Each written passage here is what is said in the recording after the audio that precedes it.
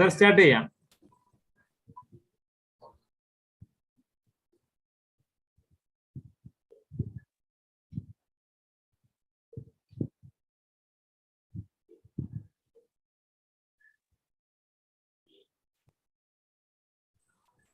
Srikumar sir. Yes, it's Start. Yeah. Sonam, please. Okay, sir. Ah. Good evening to one and all. Innovation is the ability to see changes as an opportunity, not a threat. Steve Jobs. Yes, innovations are the only way to win. As frontline healthcare professional, our prime and prominent duty is to ensure the safe delivery of the drugs to the public. The right medicine at the right time to the right patient in the right dose and the right dosage forms. To increase the patient compliance and elevate the therapeutic outcomes, we need to adopt better strategies and implement more innovative technologies. Yes, today we are here on the right platform to grab new ideas from an expert on technology innovations transforming pharmacy practices. Without much introduction, let's directly enter into those brainstorming moments. The most respected pharma fraternity. I'm Sonu Beni, PhD research scholar, Amrita School of Pharmacy, Cochin, and I feel incredibly grateful to be the master of ceremony of this event. On behalf of Kerala Pharmacy Graduates Association and Indian Pharmacy Graduates Association Kerala State Branch, I would like to invite all of you to this very informative occasion on the webinar, Technology Innovations Transforming Pharmacy Practices. Hearty welcome, one and all. Let's begin with a prayer song to seek blessings from God Almighty.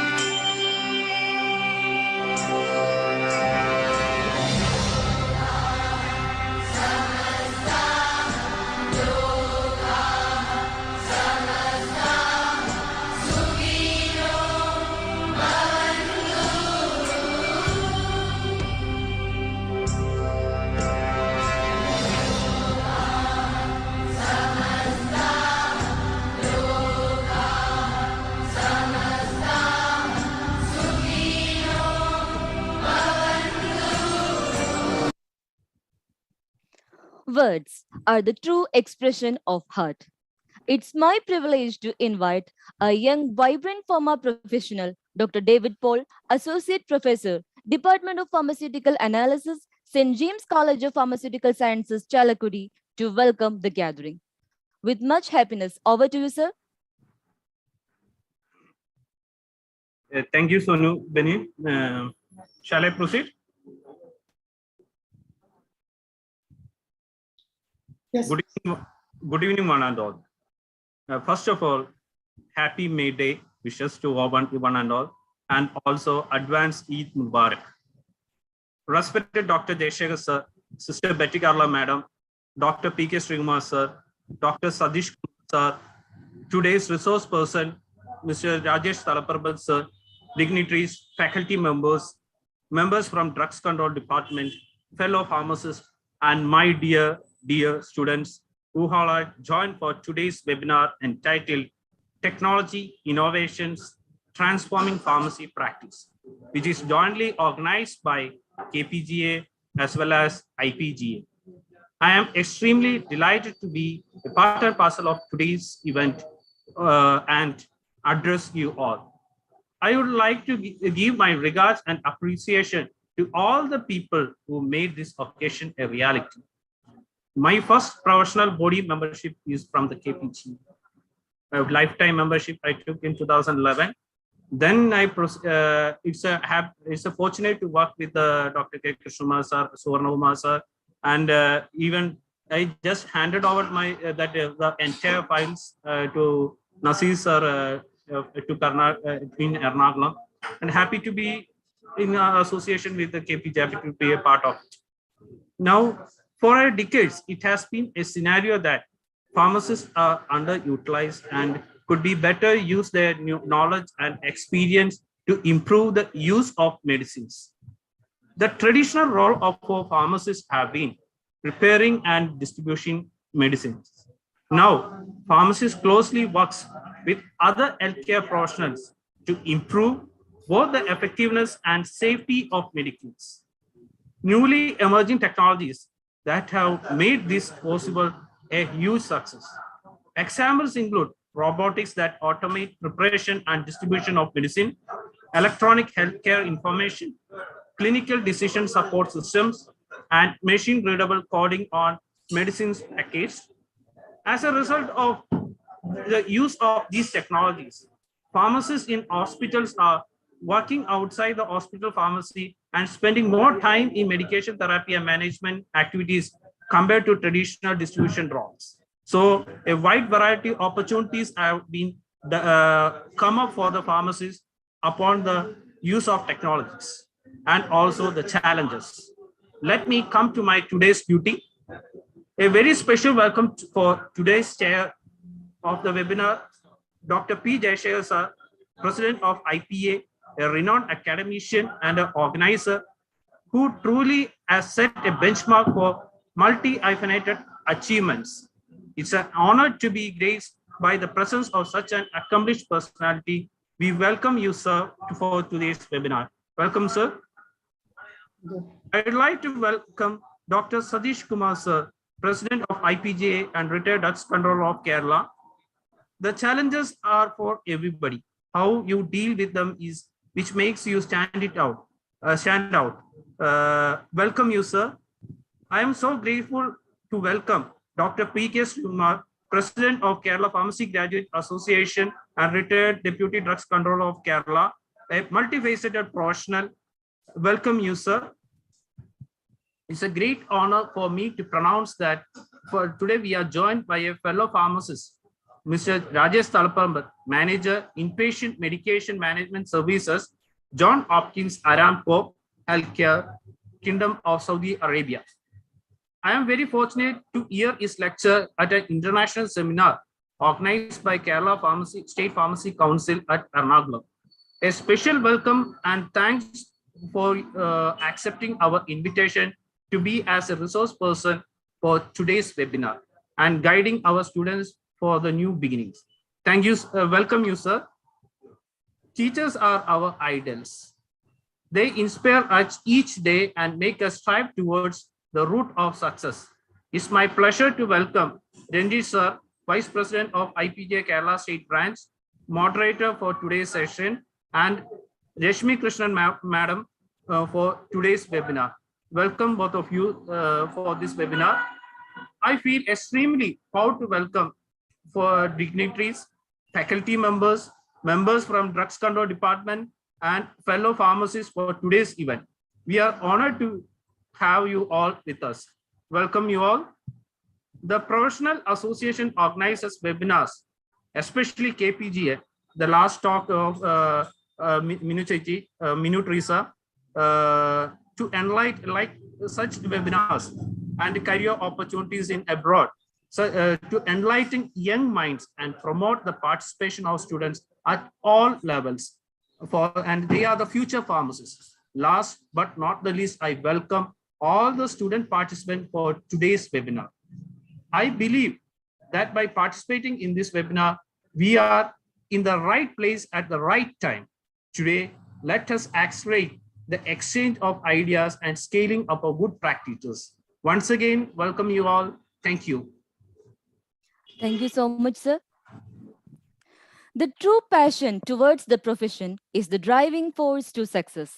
With much respect, let me invite an impulsive and highly dedicated pharma professional, Dr. P. Jayashekhar, Executive Member, Kerala Pharmacy Graduates Association, President, Indian Pharmaceutical Association, and retired Professor of Pharmacy, Government Medical College, Kozhikode, to propose the presidential address. With much respect, over to you, sir. Okay, thank you.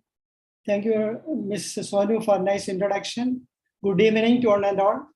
Am I audible? Yes, sir.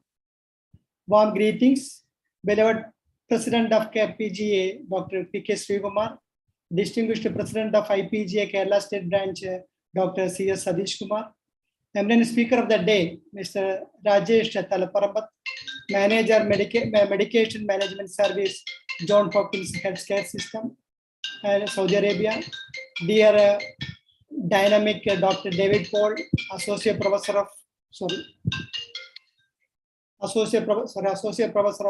Pharmacy Analysis, St. James College of Pharmacy, Chalakudy, Mr. Rajesh, Vice President IPGA and also Assistant Professor of Pharmacy, Government Medical College, Alappuzha, Mrs. Reshmi Krishnan, Assistant Professor of Pharmacy, College of Pharmacy Sciences, Alappuzha, Executive Committee members of KPGA and IPGA, dignitaries on the virtual platform, my dear students. On this May Day, let us salute the hard work and dedication of our fellow pharmacists, along with others, for the international unity and solidarity. And also Eid Mubarak to all our fellow pharmacists. I would like to congratulate KPGA and IPGA for selecting a topic of contemporary importance and significance to pharmacy profession entitled Technology Innovation, Transforming Pharmacy Practice. In all walks of life, technology has revolutionized with innovations, and that is true in the case of pharmaceutical sciences also. I remember the National Education Policy 2020 envisages the use of artificial intelligence, big data analytics, machine learning, robotics, etc. in higher education, and they are the need of the hour for pharmacy education practice. To keep pace with the advance in technology, our curriculum and pharmacy curriculum has to be revamped to embed these topics. In developed countries, digital health technology is transforming every aspects of pharmacy practice. With its use robotics to fill prescriptions, deploying analytics to track the medication data, to offer access to digital therapy.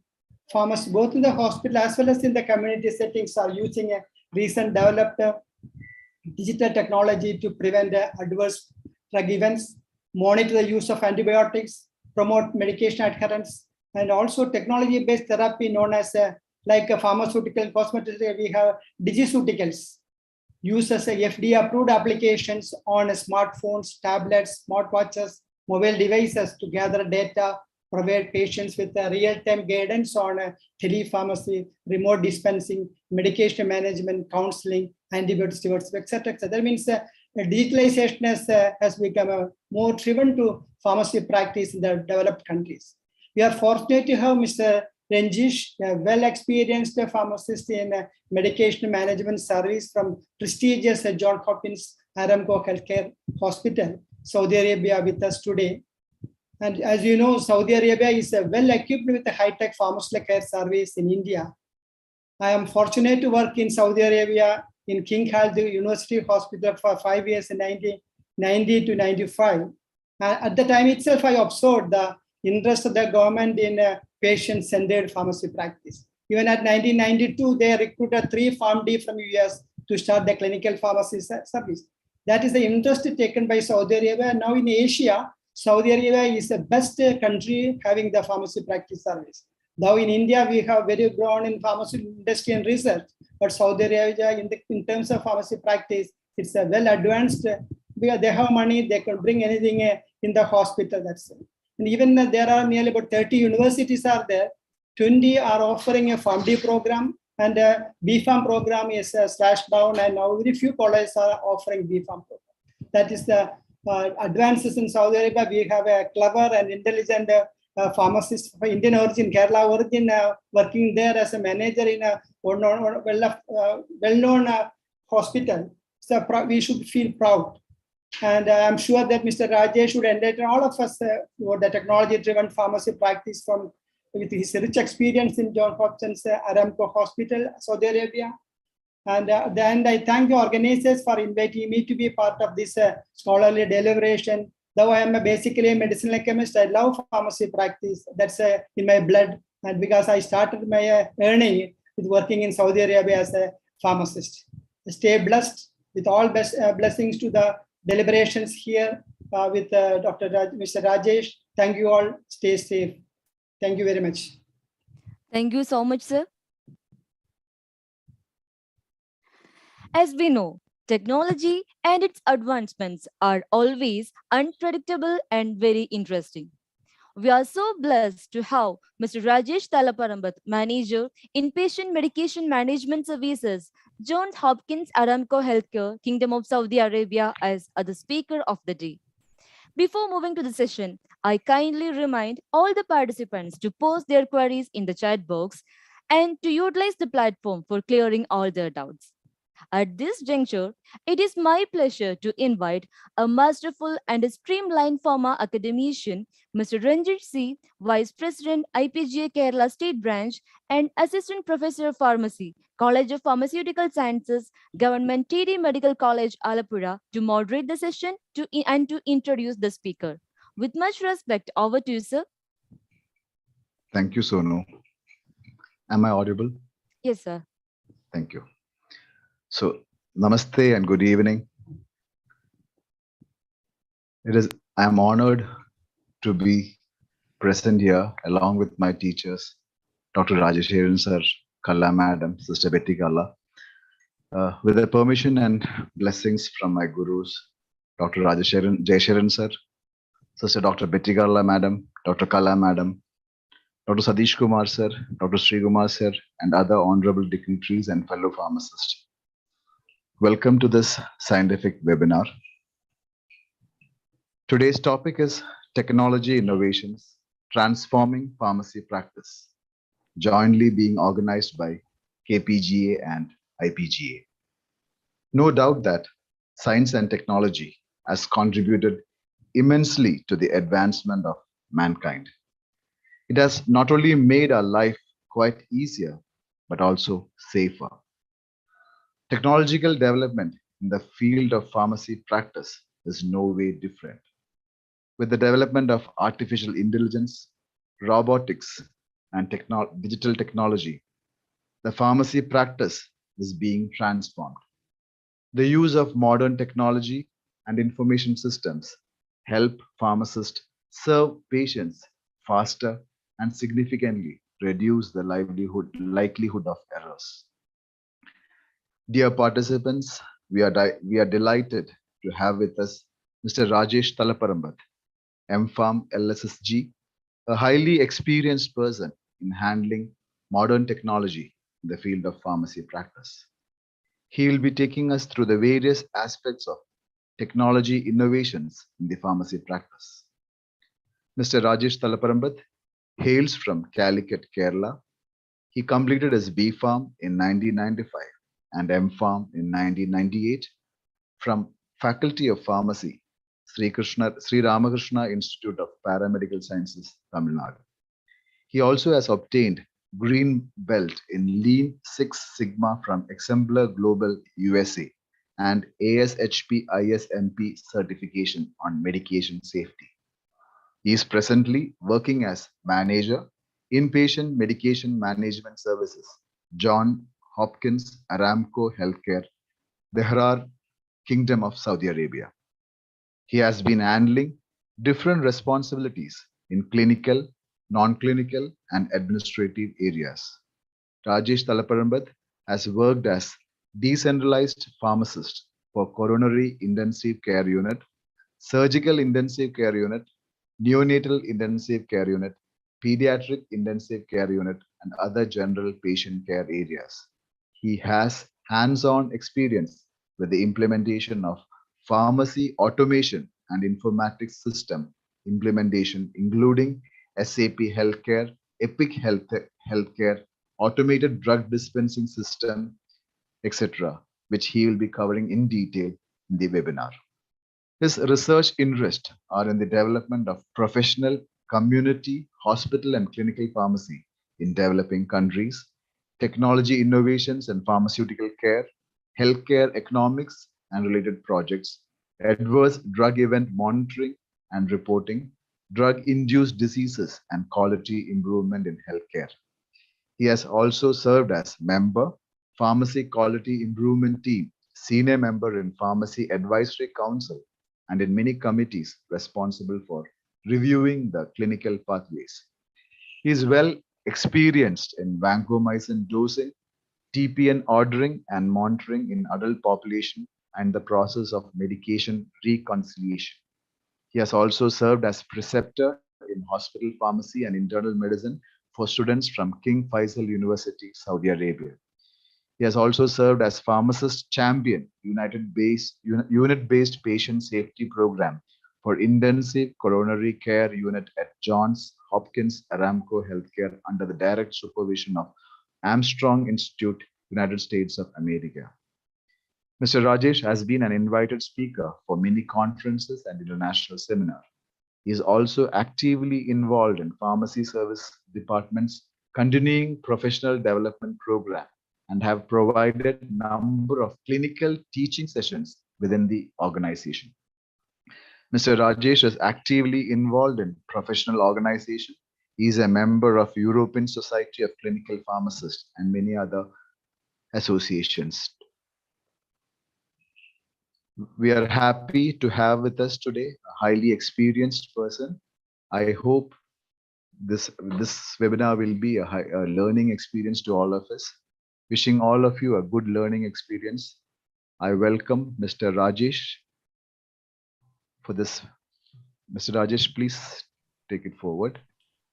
Before starting, let me request, as Sonu has mentioned, questions are always welcome. Please post your questions in the chat box. Mr. Rajesh will be happy to answer all those queries at the end of the webinar. Over to you, Rajesh. Thank you. Thank you so much for your kind introduction, sir. And I'm a bit nervous today because I can see a really vibrant audience today from the control department as well as from the pharmacy academics. Thank you so much for your presence today. Am I audible? Sir, yeah, you're audible, clear and perfect. Thank you.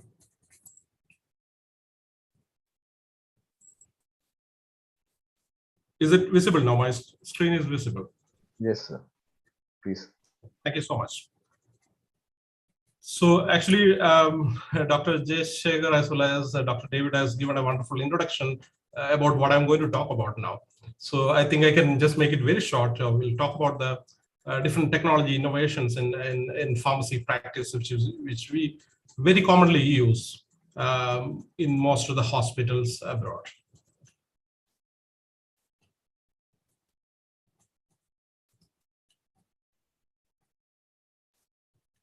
So basically, in the upcoming slides, we are going to have a brief introduction about what I'm going to talk about.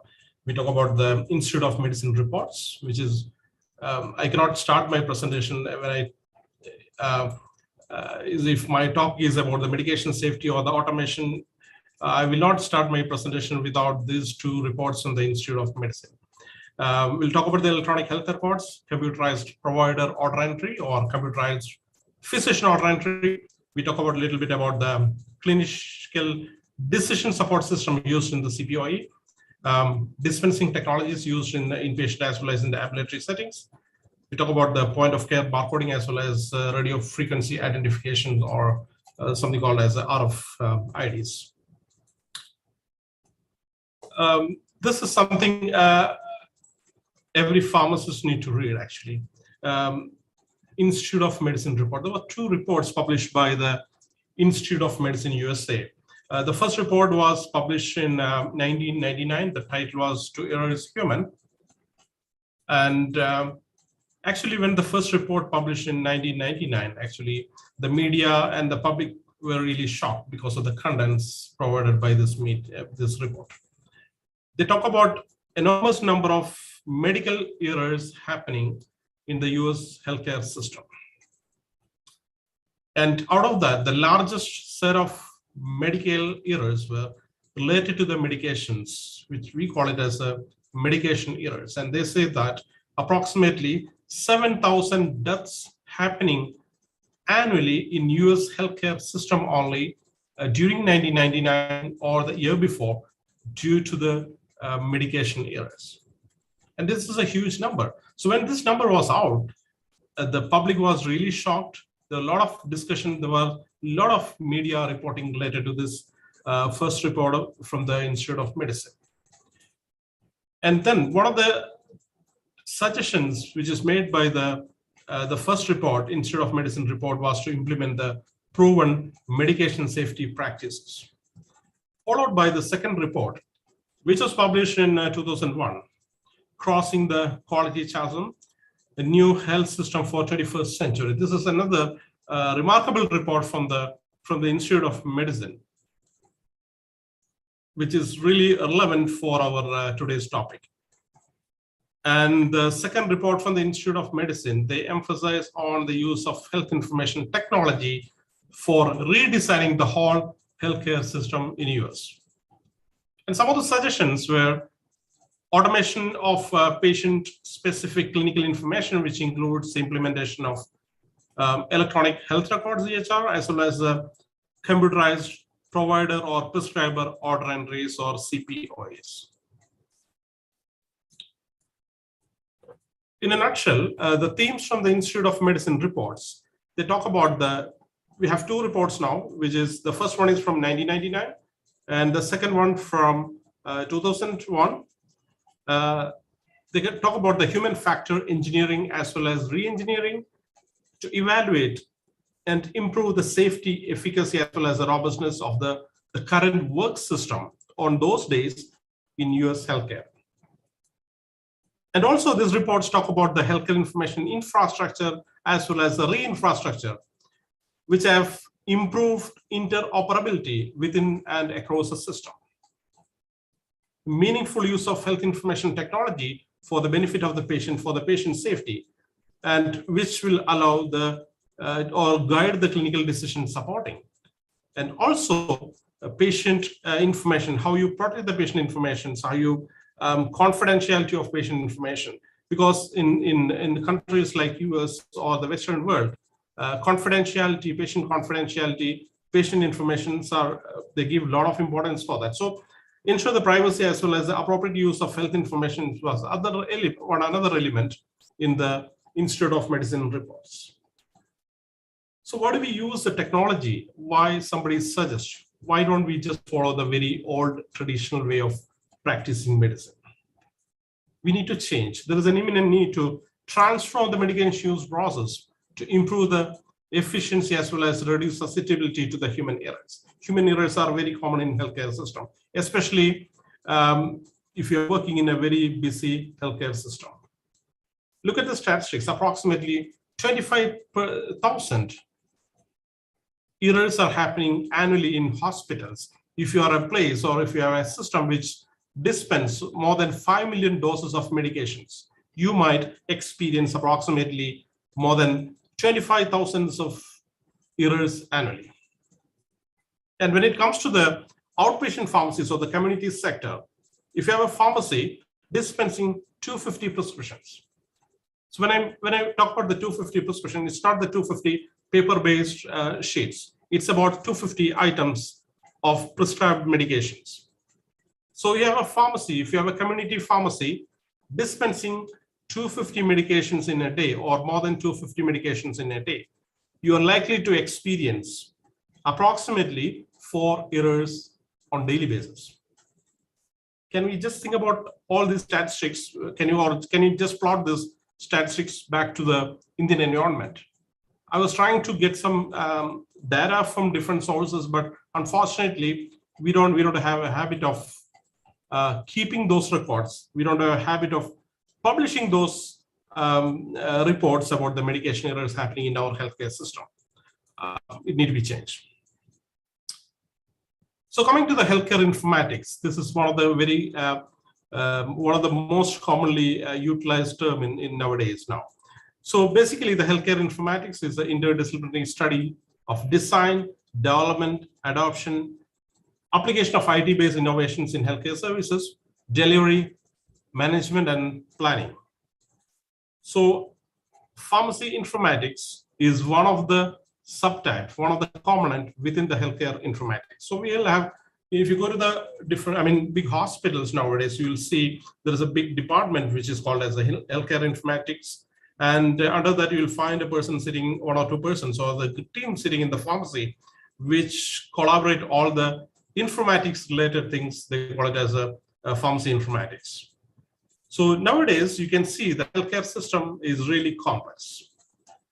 But at the same time, you can see compared to the decades before, like for example, like 10 or 20, 30 years before, we have a wonderful system now.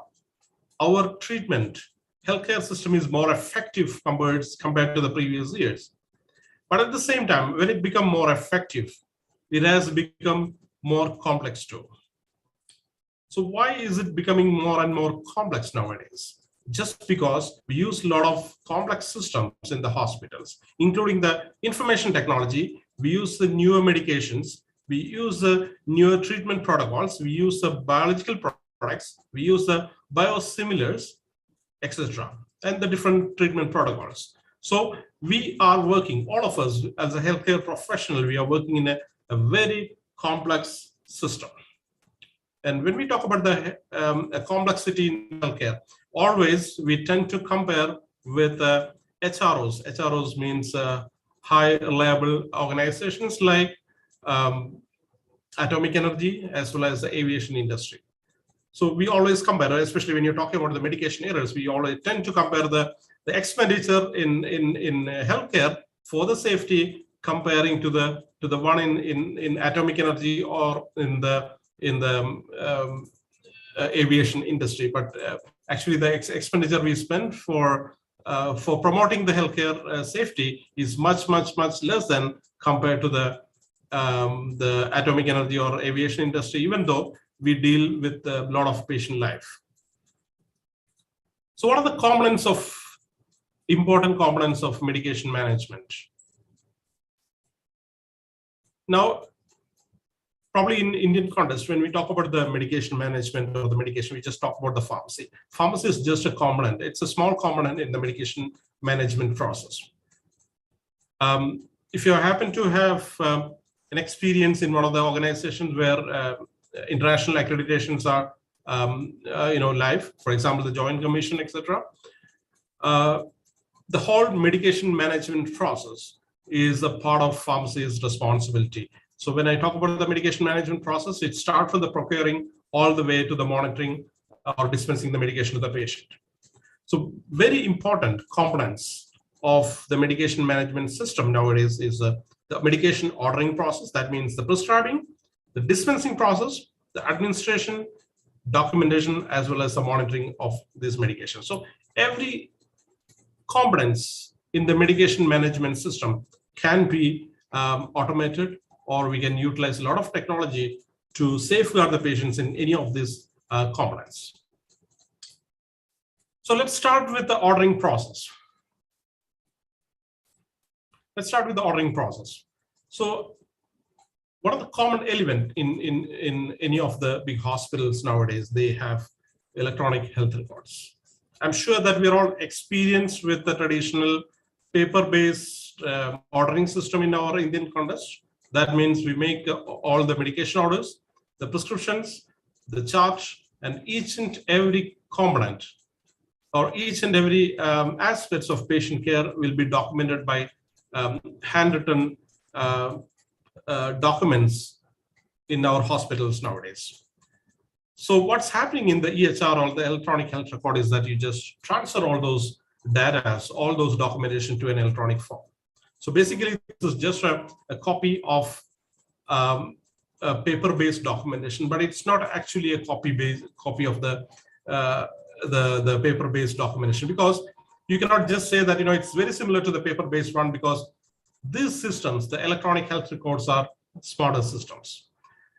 It provides a lot of convenience and the safety provisions for the pharmacists as well for any healthcare professionals. For example, these systems have a consistent, intelligent record keeping. So you don't have to search for a record. You just access using a medical record number, or just, for example, you can just say, like in India, you can just have using the Aadhaar card number. Let's think about the Aadhaar card number. So just type down the Aadhaar card number, probably you'll have all the data available in your fingertips. So you'll have a consistent, intelligent record keeping. Access is very, very easy. You don't have to search for the patient information. So it's on your fingertips. You can securely share those electronic information with other hospitals or with the patients. Partially, you can save You can share this information to the patients. Patient can have an access of a limited access of its own medical records. For example, to a certain limit, you can have the labs available for the patients to be visible, and the whole medication profile can be visible for the patients. There are a lot of systems which allow the patient to see their medical records nowadays. Liable prescribing and legible complete documentation. So we'll talk about the legibility sometimes later. Privacy and security of the patient data, this is very important, especially in the Western world. They pay a lot of attention for the patient privacy as well as the security of the patient data. Improved productivity, because most of the system, electronic systems, it has a secured, what we call it as a username and password, or sometimes you access these systems by using the bio IDs or the card access. So it is secure compared to the paper-based documentations what we use currently. Of course, we can improve the productivity of the pharmacists or the healthcare professionals by using such systems, which is again will have the efficiency also. And also, if you're in the business sector, it will help you to meet the business goals effectively, and also it will reduce the operating costs compared to the, because you're going to spend a lot of money for the human expenditure. So what are the important components of this electronic health records? This is really a beautiful system. Most of these electronic health records, well-established systems, are really beautiful, and you can access the patient demographic, for example, the patient name, the data, including the patient address, the contact numbers, and the previous histories, the problem list, etc., the clinical appointment. What was the previous history for the patient? Imagine about a patient in this our Indian sector, healthcare area, where we go to the hospital, for example, somewhere in Cochin, and then probably tomorrow or day after tomorrow is going to see a doctor from the Calicut or Trivandrum. When it goes to the second doctor, you don't have any idea about what kind of patient this is. So when you have an electronic health records, the physician or the any healthcare worker can access the data effectively, very easily, and we can find out the problem list rather than repeating the whole investigation once again. And we can access including the medication history, we can access the diagnostic reports, we can access the progress note and consultation notes, previously what they have done with other physicians and healthcare workers. The most important thing for the pharmacist is that we can access the allergies and contraindications for the medications. We nowadays we see a lot of stories about medications being administered to a patient and the patient reacted. One of the main reason for this kind of complaint is that we don't keep such data here. So when the patient goes to the other hospital or the second or third physician, he don't have any idea about the history of the patients, including the allergies and contraindications. So there's a good possibility that that doctor could repeat the same medication and the patient could drastically react to those medications. So if you have an electronic health record, and if the physician can access those data from the different hospital or the clinics, this kind of issues can be resolved. Laboratory data is another thing. You don't need to keep repeating the laboratory investigations and the radiology and other things. And finally, you can see a lot of summaries and reports, which is available in the health report. So the beauty is that the accessibility and the safety and security of this data. So I'm sure that all of us, we face this issue. What you see on the left side, using the handwritten prescriptions, and which is still widely used in our Indian healthcare sector, all over the hospitals and the private pharmacies and clinics. If you look at the data from the other countries, and when I say other countries, because we don't keep in India, we don't have the data available regarding the medication errors. But when you look at the reports from the Institute of Medicine, in ISMB, Institute of Safe Medication Practices, ISMB, they talk a lot about the illegible prescribing habits. That means the prescription, the scripts which nobody can read. So one of the solution for this illegible scripts are utilization of computerized provider order entry. So that means the physician or the provider that could be anybody, like a physician or the nurse or the pharmacist or anyone handling the medication can put a medication order into the system. So this is a really promising technology that allow the providers to enter the medication orders directly into the computerized system. So CPO is just a small component in the health electronic health records. So this technology, the utilization of computerized provider order entry, CPOE, it literally changed the whole process of medication management. So this is not, CPO is not just like a very simple ordering system, but they have something called as a clinical decision support system working behind the screen, which I'm going to talk about later.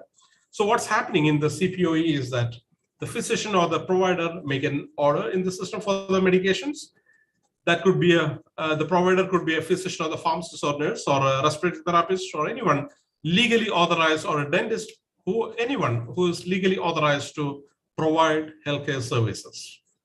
So provider, they place an order in the system, in CPOE system, and it's not just an ordering system, it's not just a computing system. So whenever somebody make an order for the medication, the system analyzes that prescription in the background. We call it as a clinical decision support systems. There's a program working behind the screen, and there are a lot of forcing functionalities and which assists the physician as well as the provider who are doing this entry to make the decision. For example, the provider can see the renal function. For example, what is the patient's latest creatinine clearance? What is the hepatic functions? Is there any contraindications for this patient? Was there any allergy experienced by the patient with a similar kind of medication in the past? So the system will stop the physician if there is a reason. For example, the patients have a previous anaphylaxis with a penicillin in the past, and somebody is going to try an amoxicillin order a second time, and the physician, the system, the CPO will stop you at that particular point, and they will ask you, yes, this patient had an anaphylactic reaction in the past. You really want to continue to put this order in the system. So basically, these systems will provide a lot of support for the clinical decision making. And similarly, once a physician finalizes the medication orders, these orders are going to flow to the pharmacist screen for the clinical review. So very similar to the physician screen, every aspect of the physician screen is available for the pharmacist also in most of the CPOEs. And pharmacist is going to repeat the whole process once again, providing the clinical review of those medication orders. And that will be much detailed clinical review, which includes the therapeutic duplications, the drug allergies, renal functions, the hepatic function, pregnancy, the age, weight-based dosing, etc. So it provides at that point of time, even it provides a lot of information for the pharmacist, and different levels of information is provided. For example, total contraindications and just an alert, or something like a minor alert, which we can go ahead. So if there is a total contraindication or there is a very serious adverse reaction happened in the past, that's the time pharmacists call you back, the physician, or they will have a discussion and say, okay, here's the issue here, doctor. The patient had an anaphylactic reaction in the past, and are you going to continue this medication or not? Technically, we will say no.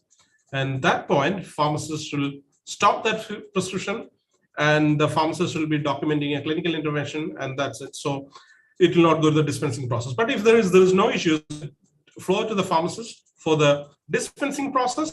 Possibly, if you have a good system for the dispensing system, that will go to the an automated drug dispensing systems, where the medication will be available for administration for the nurses.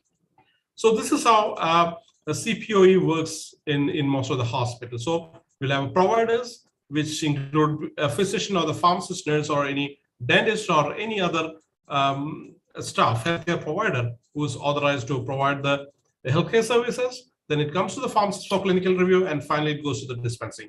So it stops a lot of places where, or it gives a lot of opportunities for the healthcare workers to review the orders, and if there is something to be stopped, that can be stopped. We call it as a forcing functionalities can be applied at any point of the process.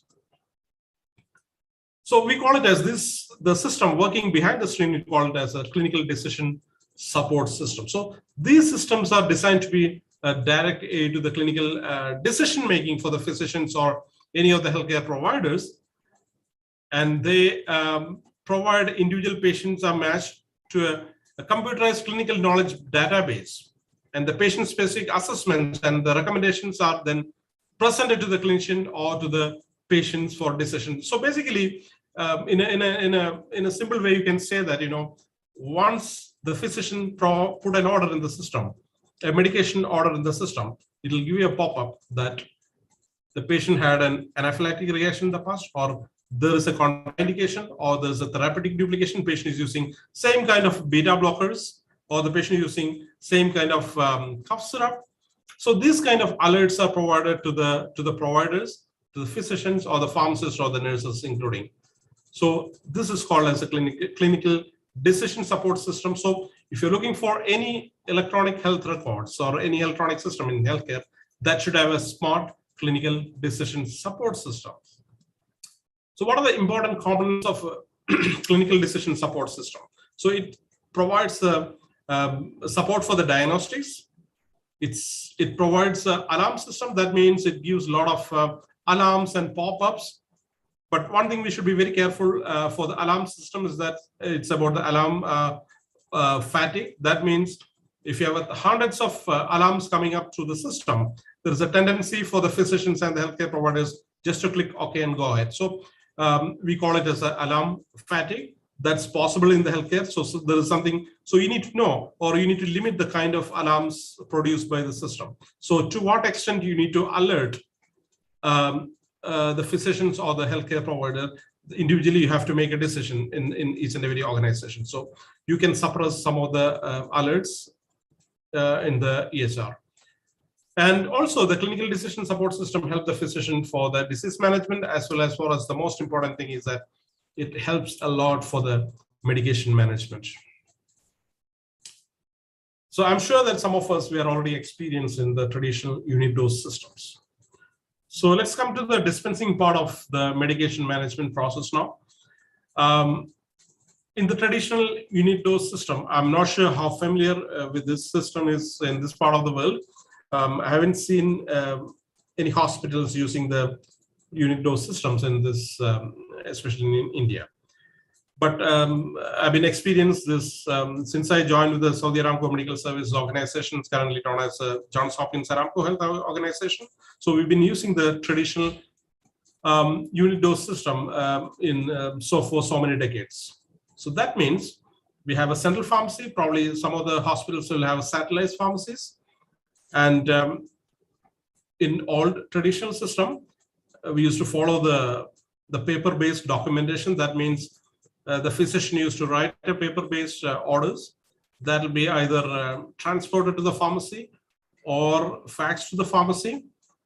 And then pharmacists will transcribe those medication orders, the handwritten medication orders to the electronic system.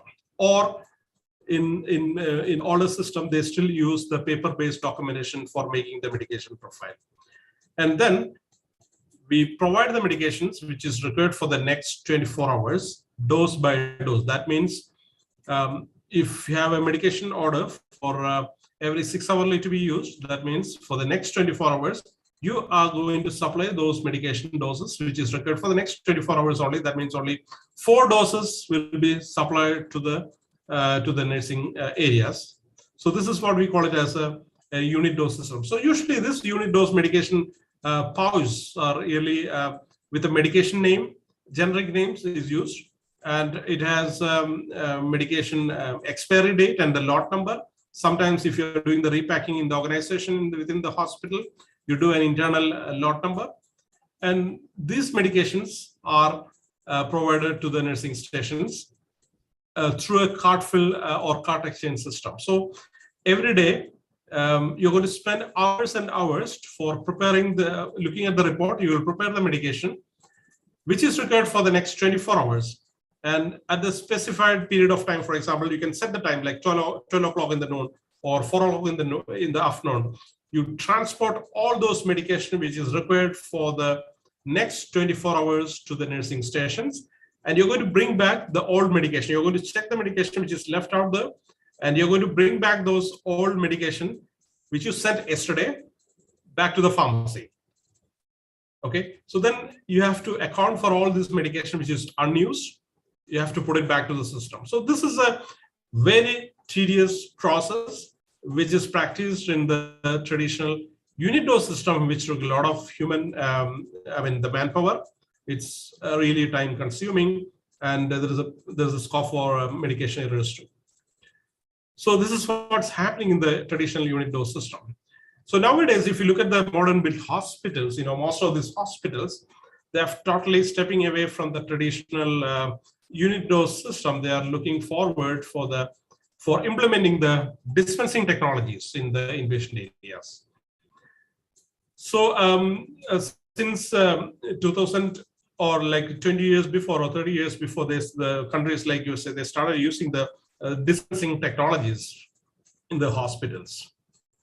So basically the pharmacist professional transition to an emphasis on the direct patient care changes in the healthcare system. So there have been like the drivers and the pressures to reduce the cost have all created interest in the availability and the use of automated drug dispensing devices.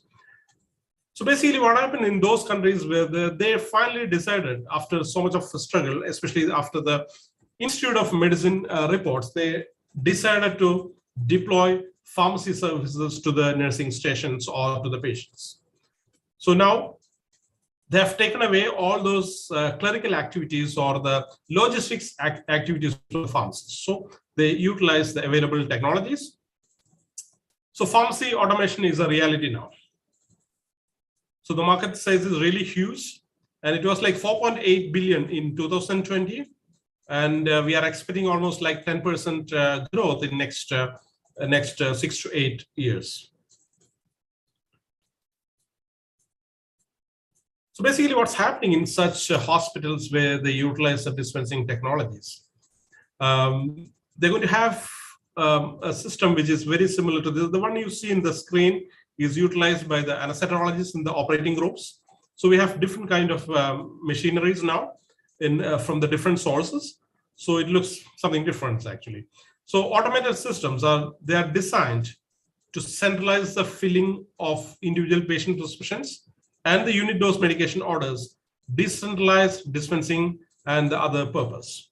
So what's going to happen here is that instead of the traditional cart fill system, we're going to use this kind of machinery to store the medication. So basically, we talk about the CPOE, we talk about the electronic health records, and now we have a system, we have a machinery where you can integrate those informations from the CPOE with the dispensing devices. So basically what's going to happen is that the pre-verified orders, the medication orders by the pharmacist will be shown on the screen in this dispensing devices. So the nurses will not be able to take out any medication. So they'll be able to access the medication profile, which is pre-verified by the pharmacist, which is approved by the pharmacist. The access to this system is only possible either using a card or a smart card, or you can use your bio ID, the fingerprints, or the username and a password. So no one else who is not authorized to handle the medication, they are not authorized to handle this machinery. So only the pharmacist and the nursing will have access to this kind of machineries to access the medication. So different types of medication dispensing technologies are available nowadays, and the old traditional cart fill system is slowly going away.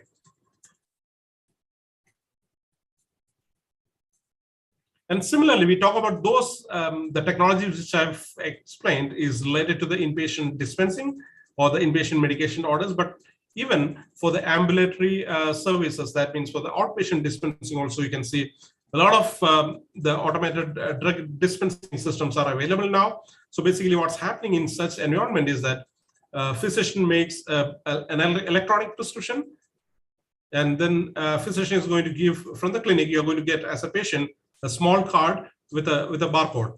So once you reach to the pharmacy, the pharmacist sitting in the counter is going to scan that barcode available on the card. And once you scan it, you have that the pharmacist is going to see those prescriptions in his screen, and he's going to make a clinical review at that point of time.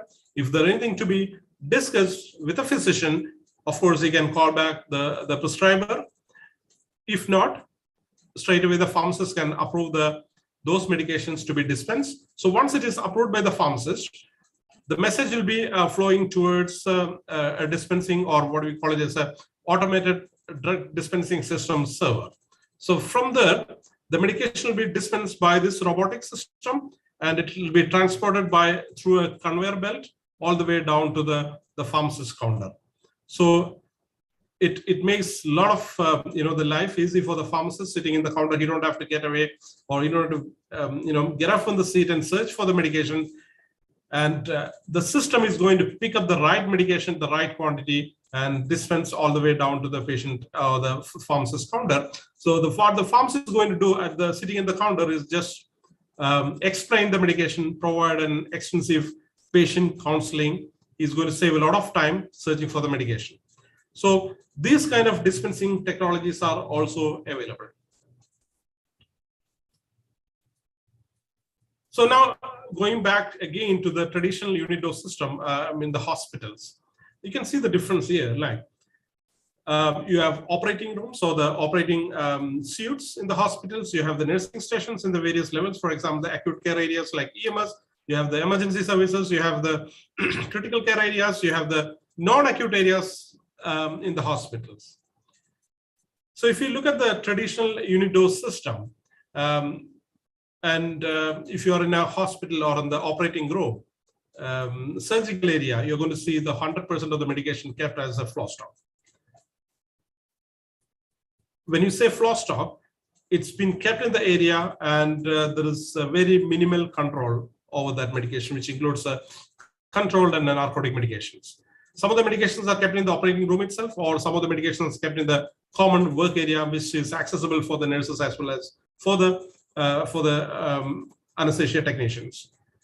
So with the implementations of automation, now you can see in the traditional Unidose system how much of manpower you're going to see on the right side of the slides.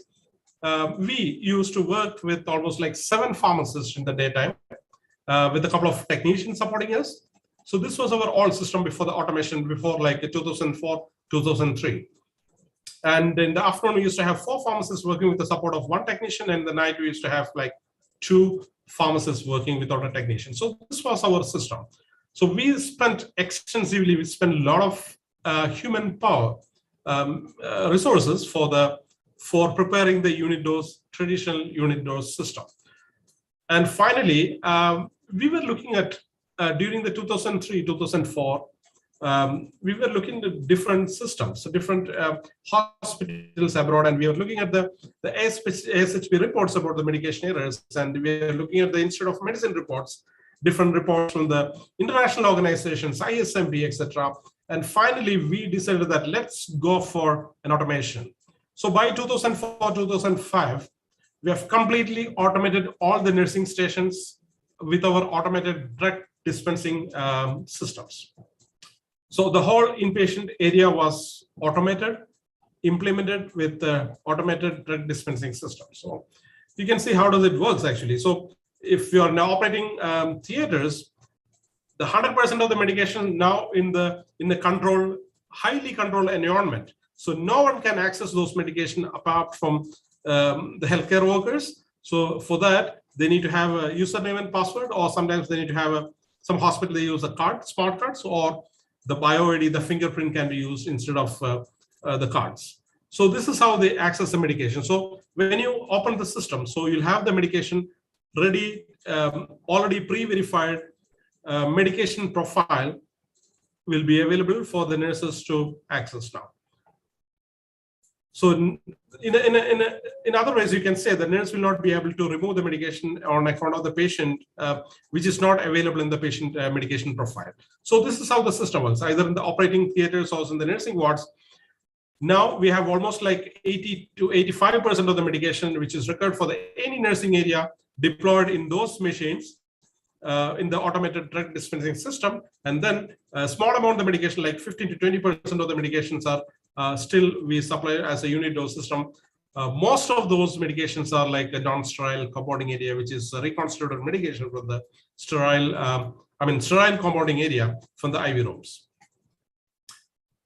So you can see how much of manpower we saved by automating the process, the dispensing process within the pharmacy. Now, in the morning, we are working with 3 pharmacists in the central pharmacy, and we got 2 pharmacists, no technicians, and in the night also we got 2 pharmacists working. So now you can have a very traditional questions of what are you going to do with this manpower now? We'll come to that later. So robotics is not only used in dispensing the medications for the inpatient, or for the nursing areas, but within the pharmacy, even you can use it. This is one of the machine used, which is just released like last month by one of the manufacturers. So these kind of the technologies, this kind of devices can prepare the IV medications, sterile preparations without human touch. That means once the pharmacist verifies the order, this can get the data from there, or we can transfer those data to the automation server, and then from the beginning till the medication is prepared, there's no human touch. That means while picking up the medication or preparing the medication or putting it back to the pharmacist, there is no human touch happening. It's just all the robotic arms behind the screen. And for every step during the preparation, there is a barcode scanning to identify the right medication and the components of the IV bags. Plus, the photographs are taken by the system and kept in memory for a long time. So you have all data of what medication are prepared and what is the component for which patient it is being prepared. So basically, this kind of robotic systems in sterile compounding, it enhances the patient safety through the full automation of IV compounding process. It improves the accuracy through the gravimetric. Usually, these machines use the gravimetric controls and through the barcode scanning and image recognition to verify the correct ingredients and doses. And there is a cost reduction element also involved. You can reduce the outsourcing, because this is the outsourcing of IV preparation is very common in the US hospital. So you can avoid that. You can prepare your own medications in your hospital. You can minimize the drug wastage by reconstituting all the medications within the sterile compounding area, preparing the ready to administer syringes. And also, it can eliminate reliance on the outsourced sterile compounding preparations. As I said earlier, most of the hospitals in US, they depends, or they go for the outsourcing in some of these pharmacy areas. So now, with all these technologies, with all these EHR, electronic health records, we got the dispensing technology, we got the outpatient pharmacy dispensing technology, we got the robotic arms in the pharmacy, we got the intelligence system working behind the screen, and we got the data sciences working, we got the system, each and every components of the system working, and we are moving nowadays towards something called as the autonomous pharmacies. So basically, it's a vision. The autonomous pharmacy is a vision. Probably we are going to achieve in the near future, replacing the manual error-prone activities with the efficient, safe, fully automated process to improve the outcomes and reallocate the talent to higher value, more satisfying tasks. So from our experience from our own hospital with implementation of electronic systems and the automation systems, by 2006, we have found that approximately 34% reduction in the medication consumption, and the medication cost was reduced by average by 34%. And the nursing ward, the cost was a monthly average of cost was reduced by 42%. And reduction in the issuance of the medication units from the pharmacy decreased by the monthly average of 43%. That's a significant reduction in the reissue of the doses, because most of the time you're going to get a call that, okay, we are missing the medication. That's not going to happen when you have the electronic devices or the automated drug dispensing system. There's no possibility of missing a dose or the calls as a missing doses. So 43% reduction in the missing doses. And finally, the most important thing, I would count it as the most important aspect of automation, and all these technologies are, it's a reduction in the medication errors. We got almost like approximately 27% reduction in medication errors by implementing all these technologies. And this study was published in 2006 in the Journal of Hospital Pharmacy. So now, what are the advantages of pharmacy automation? So basically, it reduces the labor cost. I would better say that it improves the utilization of the human capacities, and it reduces the medication errors and enhances the accuracy and the speed. It saves the pharmacist time in non-clinical functionalities such as the inventory management.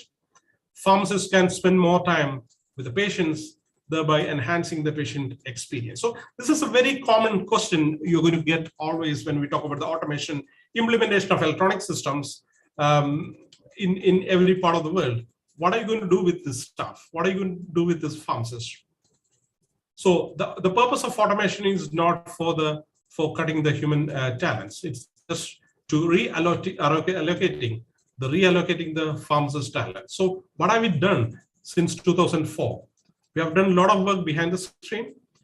We have reallocated the pharmacist role at Johns Hopkins Aramco Healthcare. We have expanded our clinical activities by adding pharmacy services or the pharmacist presence into the interdisciplinary clinical rounds, as well as discharge planning rounds as a reality. We have expanded the decentralized pharmacy service. That means every nursing station have a clinical pharmacist attending the medication needs. That means the medication information, everything is on the fingertips, and the nurses, the physician, pharmacist is accessible during the morning time. So that means every time if there is a medication related issue, including the review of medications, the reconciliations, adverse reactions, putting as any new protocols, there is a pharmacist available for any clarification as a medication expert. We have started a number of pharmacist-led clinic, including the behavioral health clinic operated by a pharmacist, by a clinical pharmacist. We have started the inpatient anticoagulation services in our hospital. So every medication orders for the oral anticoagulants as well as the injectable anticoagulants will be specially treated by the pharmacist. And we are going to write a progress note for the patient. We are going to write what are the indications. You are going to write a detailed review of those medication orders and other things like implementation of total parental nutrition consultation program. Every TPN orders. So what's happening in our hospital, probably I can just explain a little bit on that. Those programs, TPN program, the total parental nutrition consultation program, is that the physician is not going to write a detailed TPN order. So he just come and write an order, or he just initiate a consultation for the clinical pharmacist for TPN, for so-and-so indication. For example, a surgical patient who is on long ventilator patients, or somebody like MVA patients who is in the ICU. So with an indication, he's going to initiate total parental nutrition through either through the peripheral line or through the central line. And from that point, you're going to have a clinical pharmacist taking up the consultation, and he's going to do the whole groundwork here, including the calculations of the components. He's going to write the complete total parental nutrition orders, and we'll send it to pharmacy for preparation. And of course, it has to be co-signed by the prescriber, of course, but which is double checked by a second pharmacist, and will be prepared and sent to the nursing areas for the administration. So all the TPN orders are done by the clinical pharmacist in our hospital. And similarly, we are already having a pharmacokinetic consultation programs. That means every medication which is like with a narrow therapeutic index, including the vancomycin and aminoglycoside antibiotics, the digitalis or digoxin, these kind of medications is handled by the pharmacist. So similar to the TPN program, the physician just put an order, initiate vancomycin for so-and-so indication for this patient. So from there, the pharmacist is going to do complete homework including the dose calculation, the creatinine clearance, and then he finalized the dose, he finalized the frequency, he finalized the monitoring parameters and put in the system, and we do the daily monitoring until the therapy is completed. So this is how we do the pharmacokinetic consultation in our hospital. So every medication, including every medications with a narrow therapeutic index, for example, Vango, gentamicin, amikacin, etc., is completely handled by the pharmacist. We got oncology pharmacy there. We provide the consultations for the program there. We provide the specialized counseling in selected population, which includes a patient admitted with acute coronary syndrome, congestive heart failure, and the patient with bypass grafting, CABG patients, the patients discharging after the transaortic valve replacement, and also any patients who got very high RS risk scoring. So RS risk scoring is like a system generated a matrix or the risk scoring, which you can identify the patient. So with the different parameters, for example, patient using an antibiotic, patient got a low creatinine clearance, patient got a hepatic problem. So different, or the polypharmacy, patient using more than like 7 medications. So every point is added up, and the system will view a risk scoring. So basically, you can identify those patients with the highest risk, and you can start attending those patients first. So this is how we do that actually. So we provide the patient counseling at the time of discharge for all high-risk patients. We have, as I mentioned earlier, we have a number of pharmacist-led clinics. We provide the teleconsultations with the pharmacists in ambulatory setting, and that is one of the very successful program during the COVID pandemic, because patients were not able to come to the pharmacy counters. So we just transport the medication at the patient's doorsteps, and then patients can request for the consultation with the pharmacist so they can ask the questions. We can provide the consultation through the video calling. And for me, the most important thing out of all this is that we could find a lot of time for providing additional training for the pharmacists. We can have self-development programs, and which really improve our staff engagement. So other technologies apart from the dispensing. So let's come back to the administration part. So some of the technologies like barcoded medication administration, BCMA, is widely used. So this barcodes, either it could be a 2D barcode, it could be a dot matrix barcode, or it's a 3D barcoding systems. It's any kind of barcodes can be used for barcoding the medication. That means at a single unit of medication. That means if you got a paracetamol 500 milligram tablet, that tablet will be barcoded, and that barcode contain informations like patient generic name. It has informations like expiry of the medication and the lot number. So this basic information will be carried by these barcodes. So this is a very successful technology utilized in many of the hospitals abroad. And we have implemented in our hospital also now. If you look at our own hospital now, we approximately 97 to 98% of the doses administered in the inpatient areas in our hospital is through the barcode scanning. So it has a lot of advantages, including the minimizing the medication errors. So barcoded medication administration. So what's happening in the medication administration? So we confirm like 5 rights. So we make sure that before administering the medication, nurses, they make sure that they are administering to the right patient. They are administering the right dose of the medication. It's a right drug on the right time and through the right route. So this is, we call it as a 5 rights at the patient's bedside. So now, how do we make sure that the 5 rights are verified? It's very simple. If you remember, if you have a chance to visit the hospital emergencies, when you are admitted in the hospitals, you will get a wristband nowadays in the hospital. So this wristband contains very basic patient information, which includes the patient name, medical records number, and it has a barcode now. So every patient admitted in the hospital is barcoded. And we already talked about the medications. So every medication units in the hospital is barcoded. So once these medications are available for the administration. So the first thing is that they are making sure that the right patient is at the room by scanning the wristband. So just by scanning the wristband, they can identify the right patient. And then they're going to scan the barcode on the Unidose medication packages. That will identify the nurse is going to administer the correct medication at the correct dose. And also the system can cross-check if the medication has been administered at the right time through the right door. So these are the steps which is used for the medication administration with the help of barcode scanning technology. And you can see a small video here how the things work in the hospital. Of course, this is not from my hospital, but from the other hospital. We have your medications for you. Every nurse has a logon ID and a password, and then each nurse has a barcode identification card. The first screen that pops up is the med summary screen, and this is a reflection of the medications that have been ordered by the physician.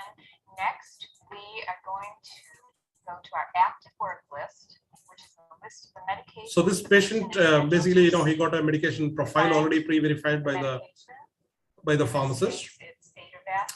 So you can see the nurse now scanning the medication, making sure that it's the right medication. The right medication. I get a green check mark, and I know that I can move on to the next medication. In this case, the order is for 300 milligrams, which is 1 tablet. The screen pops up to tell me that a fractional dose is. So basically, you can say that now the system is prompting that you need to give the half tablet now. She needs to break this tablet in half. The next step would be to ID the patient. I look at the name of the patient and I scan. So we are identifying the correct patient now. Now she has the right patient, the right drugs.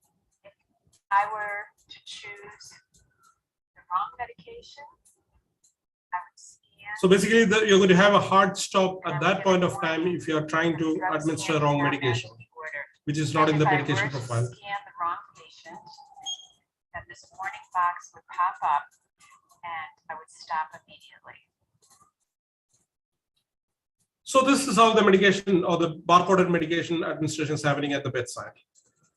So there's another technology which is not used very commonly in the pharmacy, which is RFIDs, radio frequency identifications. This is a very simple technology, and which is very commonly used in textiles, for example. Just think about somebody's trying, to run away with a T-shirt from a big textile. You're going to give a beep from the system there. So it's because of all these textiles have RFIDs already tagged. So radio frequency identification can help to provide a quick way to retrieve information, track the pharmaceuticals or items in the pharmaceutical supply chain, and it helps to avoid the cost associated with the counterfeit and as well as the adulterated medication. So it's comparatively less utilized in the hospitals because implementation cost is comparatively very high. So basically, we are digitally encoding all the medications, or we are tagging all the medication with the RFIDs, radio frequency IDs, with a digital database. And those database contains the information about the every tag of digit. And we're going to implement or install the radio frequency ID readers, or we call it as interrogators all over the hospital. So you can track the movement of this medication anywhere in the building. So the radio waves can locate the tags, and then the system can read it. One of the, or I can say that it's only one advantage for the radio RFID is that, you don't need to keep the barcode scanners or the scanners at the proximity of the radio frequency identity or the RFID tags. So you can read from anywhere, from very, very far, approximately 300 to 400 tags can be read by the same reader, in a short period of time. So this is the only advantage for the RFIDs, but the technology is a bit costly and it's a bit complicated, and it needs a lot of infrastructure to implement in healthcare. So Comparatively, compared to the barcode scanning, RFIDs are with a less utilization in the healthcare system.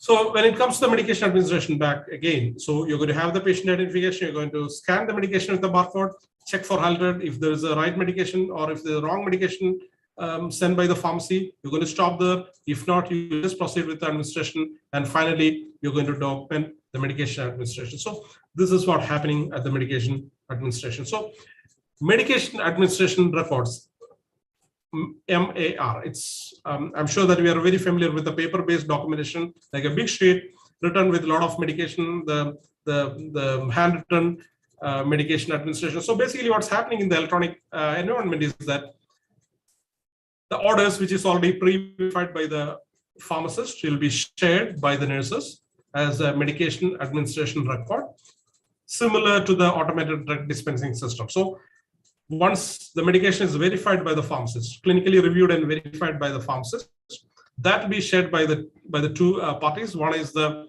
pharmacy automation server plus the medication administration for the nurses. So MAR, or the medication administration record, is just an electronic version of the paper-based, the documentation which you used to use in the past. It's a legal record of a drug administered to the patient at a facility by a healthcare professional. So this MAR, the medication administration record, is a part of patient's permanent record in the medical chart. So coming back to the or medication management. So the world is moving somewhere called as a closed loop medication management system, CLMM. So closed loop medication management system is something like it closing all the loops, starting from the procurement or the receival of the package from the medication to all the way to the administration and monitoring. So every step during this process, during the medication management process, is clearly documented, most probably by the barcode scanning, and every step is conveyed. For example, the ordering process is documented, the dispensing process is documented. I mean, the preparation is documented by barcode scanning. Say, for example, if you have an IV medication prepared in the sterile compounding area, every component in the IV preparation, for example, you have a TPN with total parental nutrition with say like 20 components.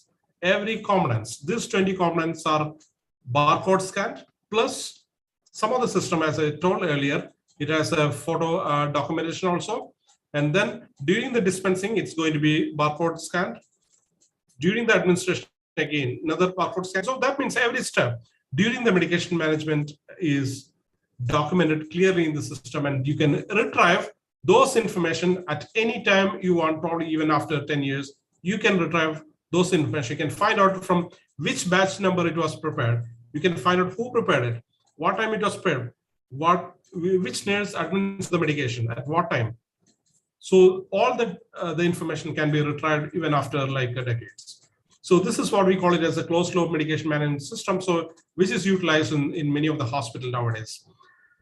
So CLMM system is significantly enhance the patient safety. So this is one of the system implemented by hospitals to improve or enhance the patient safety through the entire medication management process, from the prescription ordering and the supply to the administration of the medication. So it's the whole process is documented.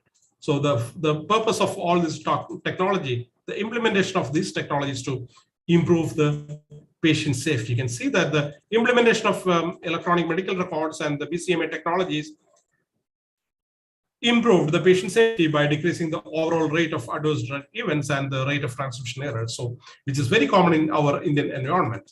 These technologies also reduce the harmful impact of the patient caused by the administration errors. So what am I looking for if I want to implement an electronic system or an automated system? What am I looking for? It's very simple. I just need to implement a system which has a capability of something called as interoperability. So we talk about the interoperability of the healthcare system. That means it's very simple. The system should be able to communicate with other systems in an effective way with a very minimal data exchange. That means if you have a patient transfer from a hospital in Cochin to Calicut, the physician or the healthcare provider sitting in the Calicut should be able to retrieve the data which was shared by the previous hospital effectively. So this is what we call it as interoperability. I'm sure that in the latest policies from the government of India, we are probably moving towards that direction in the electronizing the healthcare systems. So basically, we're just looking for the data exchange, the minimal level of data exchange between the different systems. So across the clinician, the lab, the hospitals, the pharmacies, and the patient, regardless of the application or the application vendor. That means different hospitals, they use the different systems. Every hospital, even though they use a different system, they should be able to communicate through the electronic systems effectively. So the providers across the country should be able to retrieve the data, the clinical data, sitting anywhere. So this is what we call it as the interoperability. And how is it important for the pharmacist community? This capability of the electronic health record is very important for us as a pharmacist or clinical pharmacist, especially for sharing the medication profile. I would say that one of the reasons why we have the increased healthcare expenditure is that we don't have the previous data stored anywhere in the hospitals or in the system. So we still depend on the paper-based documentations. That's why when the patient goes from one hospital to other hospital, one clinic to the second clinic, the physicians, the providers, they don't have any data related to the treatment. So they will have to repeat the investigations. They have to look for the medication profile. They don't have anything.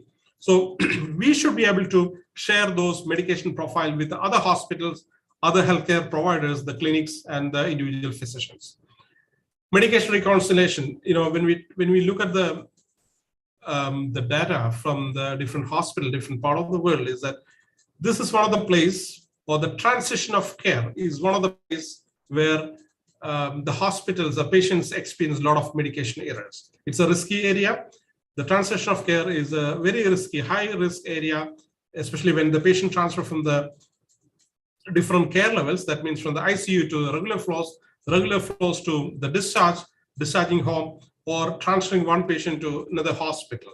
So during this time, we don't have the previous data. As we mentioned about the medication profile, we don't have the data about the previous medication profile. We don't have the data shared with the current medication. So reconciliation has to be done at every transition of care.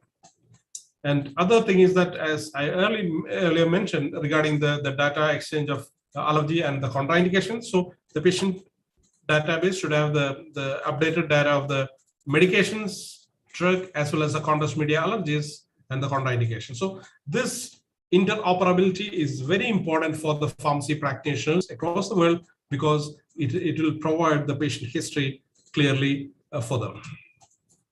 So what are the important tools in the healthcare health records, the electronic health records? So it has some forcing functionalities. It provides some predictive algorithms. There's a lot of risk assessment tools incorporated with this kind of systems. The most important thing is that, for me, is that this system provides a lot of facilities or a lot of care pathways. The care pathway means, for example, if you have a patient admitted with acute coronary syndrome, care pathway will provide all the informations what need to be done from the point of admission to the discharge. For example, what medication need to be given for ACS, or what medication need to be ordered for the CHF patients, what investigation need to be made. Some are mandatory, some are optional. So all the pathways, starting from the point of entry to the discharge, will be available in the care pathways. So this is very important for providing a uniform healthcare for the patients, a standardized healthcare for any patients. We have options for the outcome measurements, as well as the reporting tools for the administration. So these are some of the tools, some of the very important tools in the electronic health records. What are the potential barriers when you try to implement such systems? What are the barriers? What are you going to face? Of course, cost it's one of the factors. It's a bit costly. And somebody who's sitting in the administration, they're going to ask you, what are you going to get out of this, implementing all this costly technologies in the hospital? Is it going to be paid by the patient? Probably no. The only the explanation of what you can give is that patient safety. Someone probably like the countries like Western countries, they'll have to pay the millions if there is a chance for providing the compensations if there is a medical or medication errors. that can be avoided. That's a return on investments. Impact on the workflow, it's really huge impact on the normal workflow. Totally, you have to redesign the process completely from A to C. You have to redesign the whole hospital when you are trying to implement the electronic health records as well as the technologies and the automation dispensing technologies. Completely A to C, you'll have to redesign the whole process. So they will have major impact on the normal workflow. You have to totally redesign. You have to spend a lot of time for staff training as well as the retraining, because frequently we'll get the updates. So we'll have to do some retraining also to adapt to the system. And the very most important thing is that the physician rebellion. So it's very difficult for them, to implement any changes with the physicians. You find it really difficult to implement, to make comfortable with the physician community. So physician rebellion will be a very big barrier for implementing such systems. So you'll have to really do a lot of teamwork for overcoming physician rebellion. So let's come to back to the technology which we implemented in the ambulatory care system.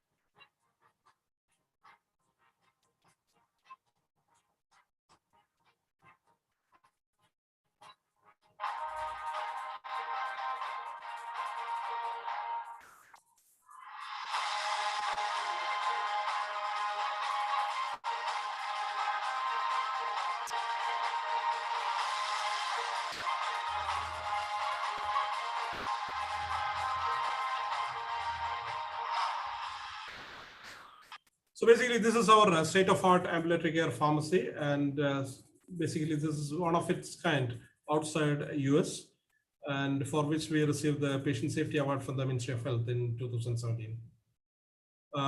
This is what happening in the whole medication management process. I'm not going to explain the whole steps here, which we already saw because of the time.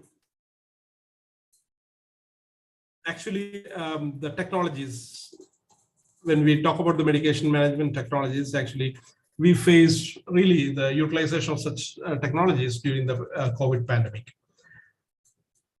So the story from the Qatif Governorate. Actually, the Qatif is one of the eastern province in a city in the eastern province of Saudi Arabia, near to Dammam. And during the COVID period, there was like a 2 months total lockdown in that city, which some of the cities, including the Qatif Governorate. So why was it so important for us in John Hopkins Aramco Healthcare was we had a lot of patient community, we had a lot of patients and the staff from this area who were like depending on us. So we at one point, we thought actually it's a total blackout and we were not able to provide any services in those areas because no one from the lockdown area could come out or none of us can go to those areas. So it was under total lockdown. We had patients, we had staffs.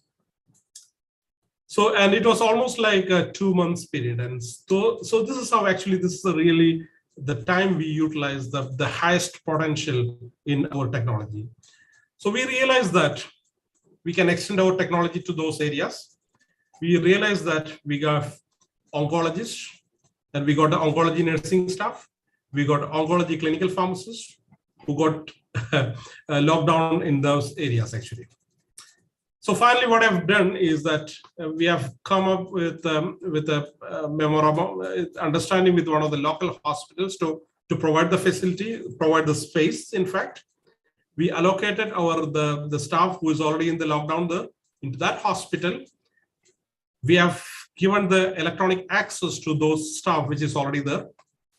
So they were able to access all the patient data. They were able to make the oncologists, they were able to make the medication orders. They were able to request for the labs. They were able to have the complete patient details through the electronic systems sitting very remotely from our system.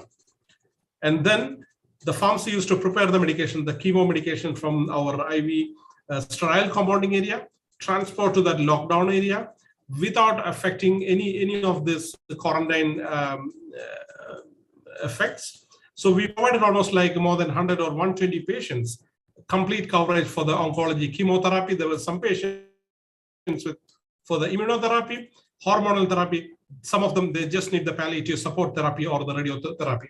So this was one of the time actually we extensively used. The pandemic time is one of the time we extensively utilize the technology, all possibilities of technology, including the remote access to the pharmacists and the physicians, the oncologists and nurses, and plus the patients were able to access the pharmacies through the teleconferencing. So we were able to provide the patient counseling through the video calling. So in conclusion, so technology has changed our life, in fact, the complete life. So we were using the small Nokia mobiles. Now nobody's using that. So we have the smartphones. So the technology, the utilization of technology have completely revolutionized the lifestyle of the human beings now, especially the information technology. It has literally changed the way we provide the pharmaceutical care or the healthcare in general. Automation is becoming, it's a reality in modern built facilities, but it's not for cutting down the stuff, but it's for providing more time for the pharmacists or the clinical activities or the bedside activities. So it's just like how you reassign the roles for the pharmacists. And finally, the world is moving towards autonomous pharmacies, prioritizing the patient safety. Thank you so much. Thank you. Thank you, Mr. Rajesh. Now the session is open for discussion. Can I read out? We have two questions in the chat box. Can I read out questions?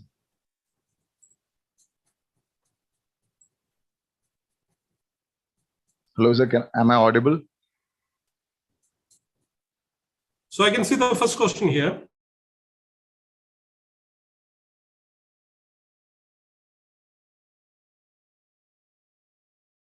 Rajesh, you please read. No, sir, it is unmuted. Okay, now I can. Yeah. So, can I read out the first question? We have two questions from Dr. Jenny.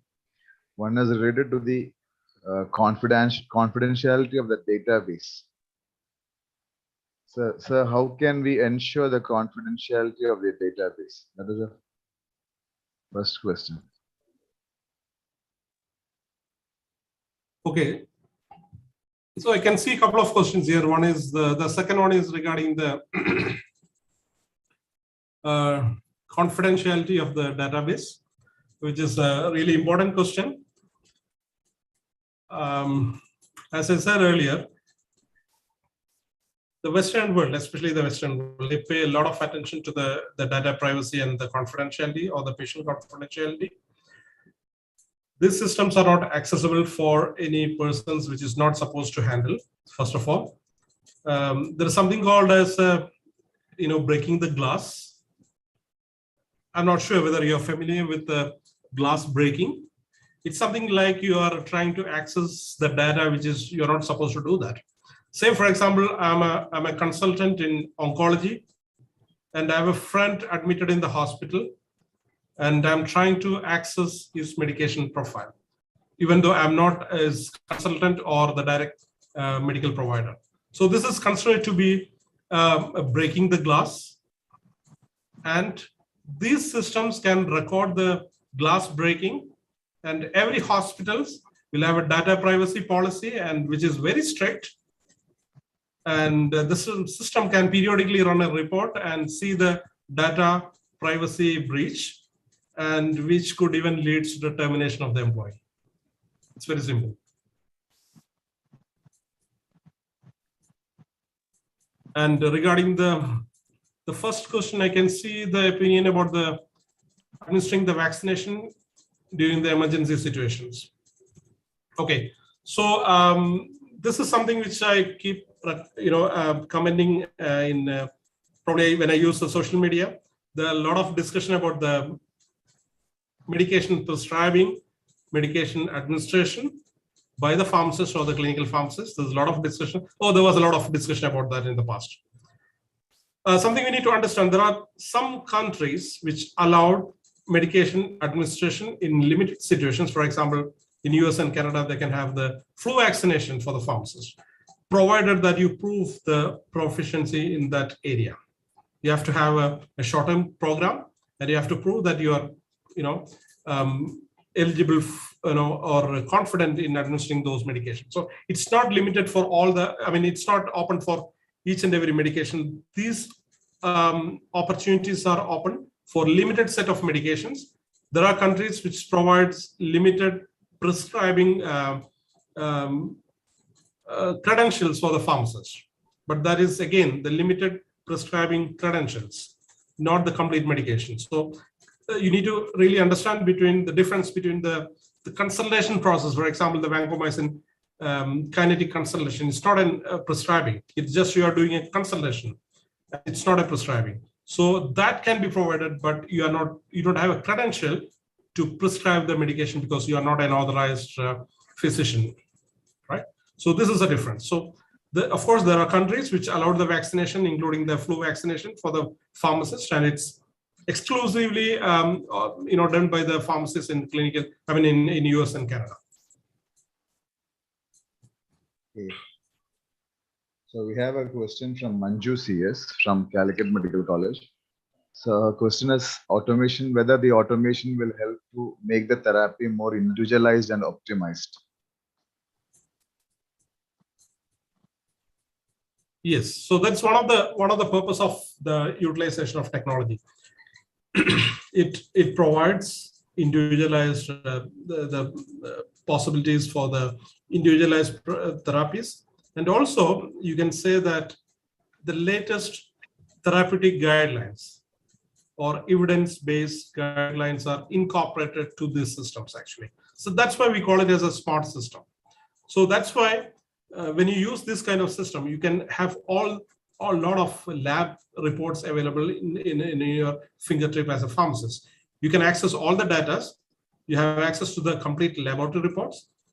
Most of these systems can calculate the creatinine clearance. For example, for if somebody want to look at the renal function of the patient, the system automatically can calculate the creatinine clearance, and thereby you can readjust the dose of the medication.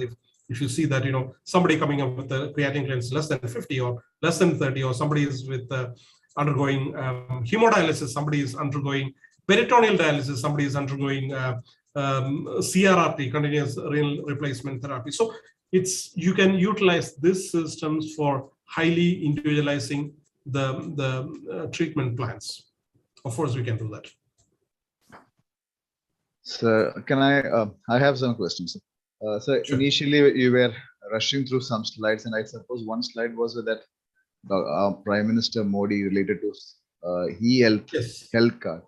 So what is your opinion on implementation of health card in India? Will that be changing our healthcare system? Means the level of pharmacy provision in healthcare, India's healthcare system. Universal health card. Okay. So I can tell you that if the technology is used properly or effectively, it will change the whole system. A very simple example. You got an electronic system implemented in your community pharmacy. And who is going to access this system? It's only the pharmacist who will have access to these systems. Who can dispense a medication through the system? Only pharmacists can do that. So, where I'm going now. So we have pharmacists without pharmacists now. It's a reality in healthcare context. It's a sad reality. We still see the pharmacists without pharmacists. But if you have a system like this, of course you can manipulate, but there is no end unless the enforcement authorities are very strict about that. But the implementation of this system, it can revolutionize the whole Indian pharmaceutical care context and healthcare. Okay, sir. Then, so you were talking about the illegible handwriting with respect to the prescription orders, and you were mentioning about typing it. So, is there any system voice recognizing softwares for writing the prescriptions available abroad, like Alexa or OK Google or like anything of that sort, where the prescriber can just dictate the medications? Well, actually, for prescribing process, we don't use the voice recognition. There are systems available for dictations, like the patient history, and the whole thing is done through the voice recognition. Something we use is the Dragon system. Okay. But for the prescribing process, we don't use the voice recognition. Just think about a hospital, a multinational hospital where you have like 10 or 20 nationalities working. Their accent, their pronunciation will be totally different. You'll be putting another risk in the hospital. I understand. I'm working with I'm working with almost like 12 nationalities of pharmacists actually. Okay, fine. We understand. I was thinking in the Indian perspective, and you're in. So I understand that. Technologies are available, but not for prescribing, but for dictation. Patient history case is detected. I mean, it's given through the voices. Then the system will identify, and somebody will just sit and correct them, do the mind modification, do the transcriptions. Yes, they do that, but not for prescribing. So that's why it's called as a physician order entry, or the provider order. They have to do it directly. So you were mentioning about the alarm fatigues. So does that alarm fatigue going to increase errors, or does not serve the purpose of automation? If you are going to ignore that alarms that is being raised by the system. So yes, alarm fatigue is a good possibility. Think about a busy clinic, and you're going to have a series of like 10 to 15 alarms, even though it has a different severity, probably like a very severe one to the moderate to the minor one. And there's a good possibility that the physician or the provider could just click OK and go ahead. And that's why the pharmacist review is very important, because the next step is the same order will be reviewed by the pharmacist, and really pharmacist has to invest his time for reviewing the complete review of those medication errors, so that it will not reach to the patient. The errors will not reach to the patient. There's a good possibility, if you look at the literature, there's a lot of literatures available about the alarm fatigue happening in the healthcare sector, about the number of errors. Yes, I've seen that. So then, regarding the automated dispensing machineries that you have shown, so does that require a special packaging for the medications? Means it was unit wise, no? So we have to. Does it come in unit? So we have to change the from the entire strip. We have to change it to a unit form. How does it work, sir? So this is how the inpatient unit dose system works. We don't dispense the strips at all in the inpatient. Fine. Okay. So the meaning of unit dose system, it's a very old traditional method actually. Okay. Say for example, you got a patient supposed to get ibuprofen 600 milligram 3 times daily with the meals. So patient is going to get 3 doses in 24 hours. So most of the hospital, they use 24-hour cycle. So if it is 3 times a day, the patient is going to have like 3 doses in 24 hours. So every day in a particular time, for example, like fixed time, pharmacy is going to have a report printed in the pharmacy, which gives the list of medication for individualized patients with the units. So this list or the report will tell you how many doses need to be supplied for the next 24 hours. That means you're going to provide ibuprofen 3 tablets for the next 24 hours as a unit dose packages. So what do you mean by unit dose package? That means the label will have, it has a label on every tablet, will have a label. Now we use the barcoded labels actually. Labels with a barcode, with a generic name, the strength, the lot number or the batch number, and the expiry. It could be a manufacturer's expiry, or sometimes we repack the medication. For example, we get like the pack of 100 and we have the repacking machines within the hospital, and we do the unit dose repacking within the pharmacy with the barcode and the details on that one. So that it has to be repacked with the details. That is going to be labor intensive? That's going to be labor intensive, not labor intensive. Actually, you have to invest on the technology again on repacking. So we got the repacking machine for the loose tablets and capsules, and we got the repacking machineries for systems for liquid repacking. We do the standard. We don't send the bottles as is. For example, you have a Brufen suspension for 100 ml. We don't send that 100 ml package to the inpatient area. We just repack that 100 ml into, say, like 10 ml, 15 ml standard volumes with the details on the cup. Each cup will have the barcode, the details, generic name, expiry, and lot number, and that will be loaded into the automated drug dispensing systems.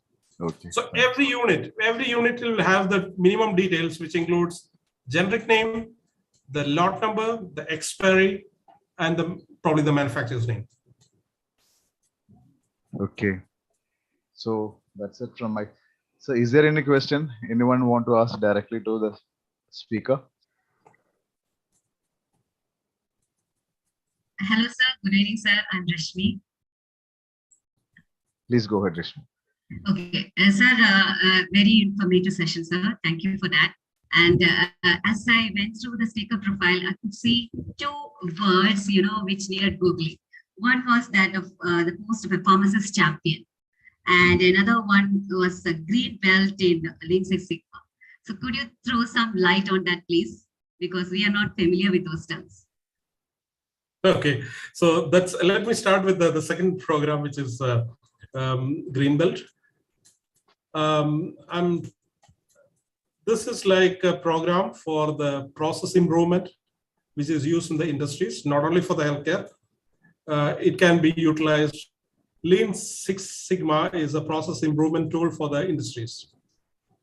Can be utilized in any sectors. Like actually, it was brought by one of the automobile industry. I remember it was Toyota who brought this concept actually.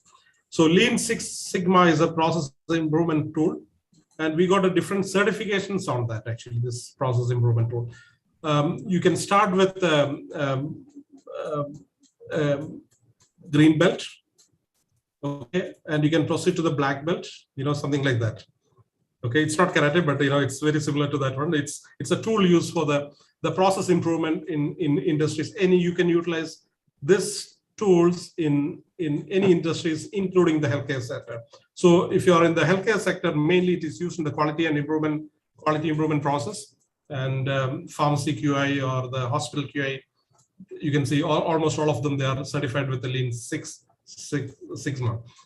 And there are other certifications I can tell you about the healthcare quality, CPHQ, CPPS, which is a certified professional in patient safety. So these are some of the very common certifications if you are a person who are really interested in the quality and the process improvement in healthcare. Coming back to the first one, which is the pharmacist champion, actually that's our internal process. And within the pharmacy, we have an internal committee to improve the process within the pharmacy, to improve the process improvement as well as for the employee engagement within the pharmacy. So I was a part of that a few years before. Thank you, Rashmi. Anyone else? Anyone else? So we have received so many positive reviews from the participants. All have expressed, all have congratulated and expressed that your talk was very excellent. And in fact, I think we can conclude. Thank you, Mr. Rajesh, for such an elaborate and very informative talk on technology innovations and pharmacy practice. We are extremely delighted that we could hear from such a person who is really involved in implementing all these technological innovation in pharmacy practice.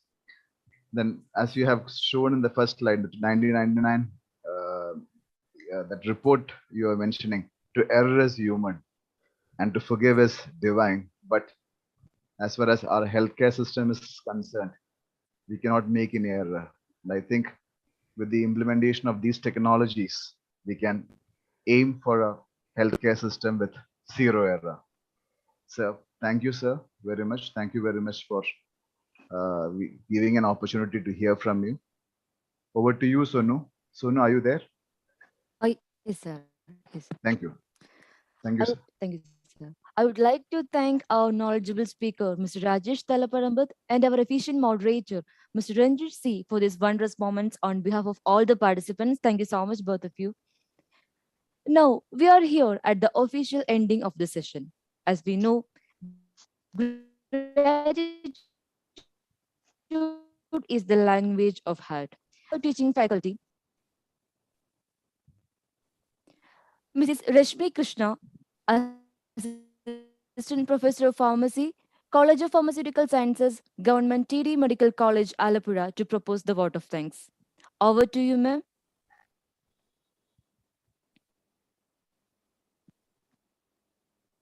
Hello. Hello, everyone. A very good evening to respected teachers and to all who chose to be live with us today for the webinar. I'm Rashmi, a new face in this lab, presently working as Assistant Professor at TDMCL. At the outset, thank you, Dr. P.K. Srikumar, sir, President KPGA, and Abdul Nazir, sir, General Secretary KPGA, Dr. Kala Madam, HOD CPS TDMC, for giving me this opportunity to be a part of this webinar. Now, I would like to convey a message to KPGA that I have been deeply inspired and benefited by the seminar topics which KPGA has chosen throughout. So thank you for that. Now, this webinar is jointly organized by two very dynamic pharmacy profession organizations, KPGA and IPGA Kerala State Branch. It's a matter of pride that I'm proposing a vote of thanks for this webinar. On to my duty. First and foremost, words of gratitude goes towards our chief guest and resource person and speaker for today, Mr. Rajesh Thalapparambath, Manager, Pharmacy Services Department, John Hopkins Aramco Healthcare, Tehran, Kingdom of Saudi Arabia, for sharing his professional expertise and knowledge with us. His knowledge in inpatient medication management services, experiences as decentralized pharmacist for multi-specialty ICUs, to being an operating room pharmacist to render the services at OTs, and exposure to the state-of-the-art technologies like automation and informatics systems in pharmacy services. The list is inexhaustive, has all reflected in the successful presentation of the topic, technology innovations transforming pharmacy practice. Indeed, it has transformed our perception of pharmacy practice. That is, we are deeply inspired by the future of the pharmacy, that is autonomous pharmacy. Thank you, sir. We are deeply indebted to you and looking forward to many more collaborations in future. Our deep sense of gratitude goes towards the leaders who are the spearheads of the two organizations. President KPGA, Dr. P.K. Srikumar, sir, President IPGA, Dr. Satish Kumar, sir, President IPA, Dr. P. Jaishankar, sir, Vice President KPGA, Mr. Abdul Samad, sir, Dr. Kala, HOD CPS, General Secretary, Mr. P.U. Abdul Nasir, sir, for their foresight in pharmacy profession and for organizing this webinar. The webinar wouldn't have been possible without the coordination, support, and proactiveness of the chairperson, Dr. P. Jaishankar, sir, President, IPA, Executive Member, KPGA, Dean, College of Pharmacy, National University of Science and Technology, Muscat, Professor and Head of the Department, Retired Professor and Head of the Department, Medical College, Kozhikode. On behalf of the organizing committee, deep regards and gratitude to you, sir. We would further extend a hearty thanks to Dr. David Paul, Associate Professor, St. James College of Pharmaceutical Sciences, Chalapuri, for showering the words of welcome on all who chose to come online today and to be a part of the webinar. Thank you, sir. Our sincere gratitude goes towards Mr. Ranjit C, Vice President, IPGA, Kerala State Branch, for successfully moderating the webinar and introducing the speaker to us. Thank you, sir. We are grateful to all principals, head of the departments, faculty delegates, and students who chose to be a part of this webinar on this Sunday evening and for sharing their views and opinions on today's topic. Thank you, each and everyone. Thank you, all the office bearers, technical team of KPGA, IPGA, who were contributing online and offline for the successful webcasting and conduct of the webinar. Again, I would like to conclude the duty vested on me by the following words, saying that acknowledging the good that you already have now in your life is the foundation of all evidence. And may you all be blessed with evidence.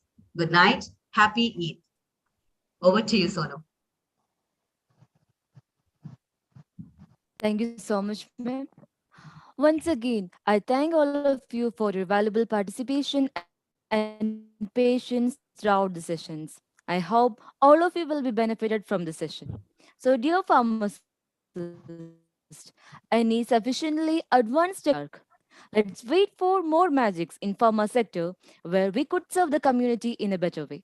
It's me, Sonu Benny signing off. Let's all raise for national anthem.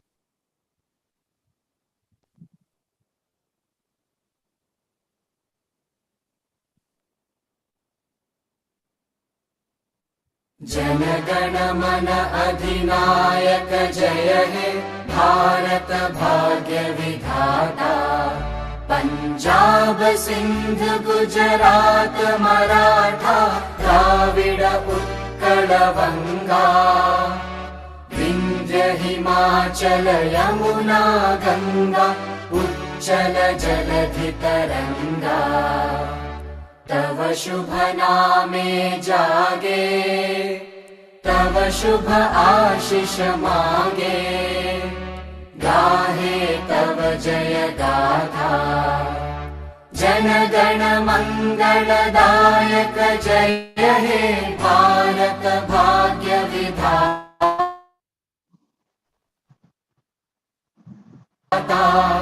जय हे जय जय जय हे जय Thank you so much. Stay safe, stay happy. Thank you. Thank you. Thank you.